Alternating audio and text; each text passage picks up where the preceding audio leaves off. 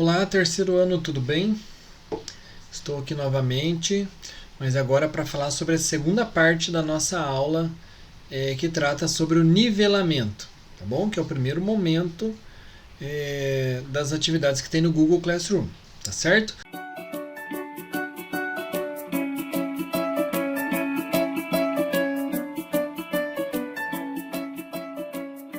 Vamos recapitular algumas informações importantes. Então, a gente está estudando sobre a formação no território brasileiro. Entendam, né, que essa formação do território brasileiro está muito associada aos ciclos econômicos. Então, nos primeiros momentos, nós tivemos os ciclos econômicos do litoral, que era a plantação, o pau-brasil, né, que não gerou lucro, riqueza para os portugueses, porém, né, ele era comercializado numa pequena escala. A cana-de-açúcar, que foi muito comercializada, né, que foi o primeiro grande produto que foi cultivado aqui no Brasil, né, junto com a pecuária. E aí depois nós tivemos os processos de avanço de migração para o interior do continente. Tá? A primeira organização do território brasileiro foi através das capitanias hereditárias, que foram divididas e o seu poder, né, vamos dizer assim, né, a sua posse passava de maneira hereditária, ou seja, dentro da família, né, as terras eram divididas dentro da família. Depois, na medida em que os bandeirantes eles passam a migrar para o interior do continente em busca de pedras preciosas e de índios e escravos fujões, a gente começa a notar o avanço, né, o aumento do território, da ocupação portuguesa no território que até então, né, era dividido somente pelo Tratado de Tordesilhas. Bom, o que aconteceu? Em 1750, nós tivemos uma nova divisão do território brasileiro, com o Tratado Internacional de Madrid, onde dizia que quem estivesse na terra teria a posse dela. Tá? E aí, como tinham muitos portugueses já para o interior do continente, o território brasileiro, né, os limites do território brasileiro também aumentaram. E aí, de lá para cá, né, alguns produtos foram incluídos, né, nesse ciclo econômico, mas o destaque, aí, o grande destaque depois da mineração, né, das pedras preciosas, foi o café, já no século XIX. Por que o café? Né? Então, vamos entender o seguinte: o Brasil passava por um processo em que a escravidão, a abolição da escravidão já vinha sendo discutida, né? E o processo de industrialização no mundo, por conta da Revolução Industrial, ele vinha se expandindo. Bom, vamos imaginar assim: eu sou um produtor de boné, eu produzo boné na minha indústria. Para eu vender esses bonés que eu produzo, eu preciso que as pessoas tenham salário. Então, se eu tenho um país de escravos, eu vou ter condição de desenvolvimento da minha indústria? Certamente que não. Então, a abolição da escravidão para o desenvolvimento industrial brasileiro foi um fator fundamental. E a Inglaterra era a grande interessada, porque a Inglaterra, se a gente retornar, né, na história, a gente vai perceber que a Inglaterra foi a pioneira no processo de industrialização. E é por isso, né, que aí toma face, né, a princesa Isabel com as suas leis, né, com a lei do ventre livre, a lei do sexagenário e depois, por fim, a lei áurea abolindo a escravidão. Certo? Então aqui é um pequeno resuminho, né, do que a gente já viu. Então a maneira como foi organizada a ocupação da colônia, então através de capitanias hereditárias, fatores que levaram Portugal a colonizar o Brasil, a busca por pedras preciosas, os primeiros produtos, pau-brasil, cana-de-açúcar, Tratado Internacional de grande importância para os primeiros estabelecimentos dos portugueses no Brasil foi o Tratado de Tordesilhas, que dividiu né, a América entre portugueses e espanhóis, e o outro tratado internacional foi o Tratado de Madrid. Bom, então no século XIX nós tivemos aí a independência do Brasil e o café. Tá? Então eu trouxe aqui para vocês um mapinha, tá? 2 mapinhas na verdade, para a gente tentar interpretar essas informações aí. E para a gente ver as diferenças, né, do que era produzido no século XVIII e o que passou a ser produzido no século XIX. Observem que no mapa do século XVIII, que é esse aqui da direita, tá, nós ainda temos o Tratado de Tordesilhas prevalecendo. Já no século XIX, o Tratado de Madrid, que deu novos contornos ao território brasileiro. Tá bom? E aqui a gente tem, além da mineração, drogas do sertão, nós temos o algodão, tá, no interior do Nordeste, e a produção de café e cana-de-açúcar no Brasil. Então o café aqui, com grande potencial na região sudeste e norte do Paraná. E o outro fator importante que surge nesse mapa aqui são as estradas de ferro. Então, as estradas de ferro, elas foram incorporadas no território brasileiro pelos ingleses, que tinham interesse no escoamento da produção do café. Tá? Vamos para frente. Então, séculos XX e séculos XXI, mudança na configuração das unidades da Federação Brasileira. Então, diversas alterações marcaram o século XX no país, como o início da industrialização, o aumento da população urbana, a criação de Brasília e a mudança da capital, tá? Do Rio de Janeiro para o Distrito Federal, no Planalto Central, em Brasília. Tá? A construção de Brasília entre 1956 e 1960 trouxe uma nova dinâmica econômica e populacional ao centro-oeste brasileiro. Levou pessoas para aquela região. Então, nas imagens, as obras do Palácio do Planalto e da Esplanada dos Ministérios, em 1959. Tá? Eu não tenho essas imagens aqui, tá? Mas eu vou colocar para vocês aqui no cantinho para vocês darem uma olhada. Com a industrialização, aumentaram as atividades econômicas das áreas urbanas, porque a indústria ela não ocorre na área rural, ela ocorre na área urbana. Então ela precisa do espaço urbano para se desenvolver. E aí, o que aconteceu? Como as indústrias estavam nas cidades, as pessoas que viviam no campo passaram a ir para a cidade também. Esse processo de êxodo rural mudou todo o perfil da população brasileira. À medida que o país se modernizava internamente, diversificava as trocas comerciais e as políticas externas também. Então, na medida que a gente ia se modernizando, que a indústria ia se modernizando no Brasil, passou-se também a desenvolver um comércio internacional, né, a venda de produtos para outros países e a compra também de produtos. Muito mais a compra, né, porque a gente era dependente de outros países, do que a venda. Tá? E hoje o Brasil tem 27 unidades da federação, sendo 26 estados e um distrito federal. Quando a gente fala em unidade federação, a gente está falando de estados. Tá? O Distrito Federal é a sede da capital federal, que é Brasília. Mas no início do século XX não era assim. Tá? Então observe ali alguns carros importados no porto do Rio de Janeiro, que era a capital federal até 1954, né? E simbolizavam essa modernização do país que eu citei para vocês aí no slide anterior. Tá? Então, os carros importados, a gente comprava, a nossa indústria ainda não era tão forte, mas a gente já comprava bens de outros países.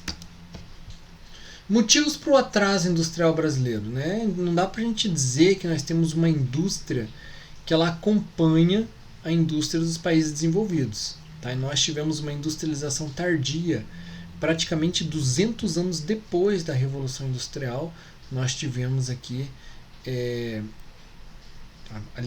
após mais ou menos 150 anos, nós tivemos a nossa primeira indústria aqui no Brasil.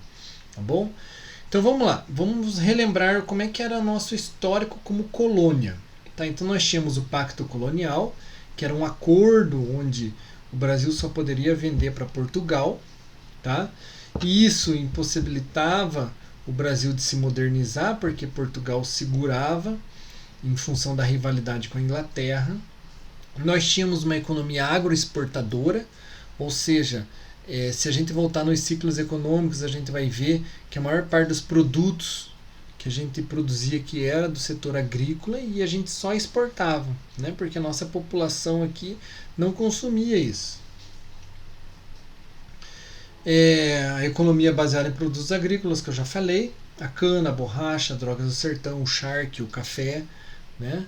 Nós tínhamos uma elite agrária, uma elite agrícola conservadora, que queria a manutenção da escravidão, que controlava a política, que controlava os bens de produção. Nós tínhamos meia dúzia de famílias que mandavam nas cidades, né? Uma política para a manutenção da hegemonia, né, dessas famílias.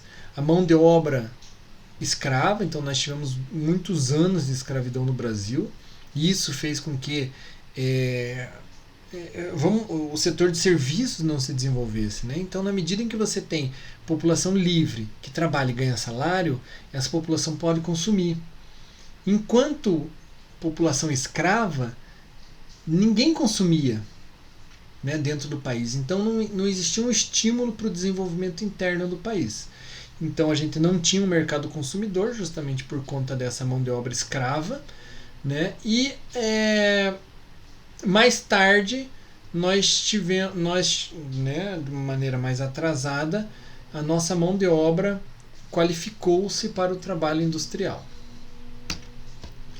O café, a base para a industrialização brasileira. Então, a vantagem de você produzir café: é um produto altamente valorizado no mercado internacional, porque não se planta em qualquer lugar e é gostoso, né? Café é uma delícia, se a gente for pensar bem, né? Uma das maravilhas, né, da mesa brasileira.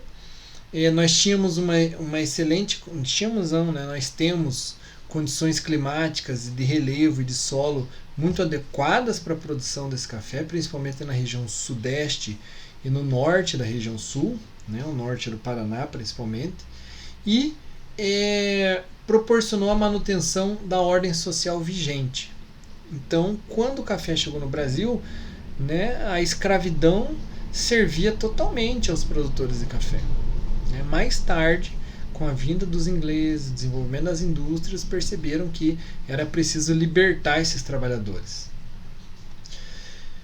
Bom, só que tinha um problema, né? A produção do café, ela mantinha o mesmo modelo das fazendas que produziam cana. Então, as fazendas que produziam cana elas produziam um sistema de plantation. O que significa isso? Grandes propriedades, monocultura, mão de obra escrava, visando o mercado externo, e a produção do café também, tá? Porém, né, no meio desse processo ocorre a libertação dos escravos, né, vamos dizer assim, tá? Então, os escravos, a abolição da escravidão, né, acontece no meio desse processo de produção, de desenvolvimento da produção cafeeira no Brasil. Então, nós tivemos o primeiro ciclo, que foi no Vale do Paraíba, no Rio de Janeiro, no Rio Paraíba do Sul, né?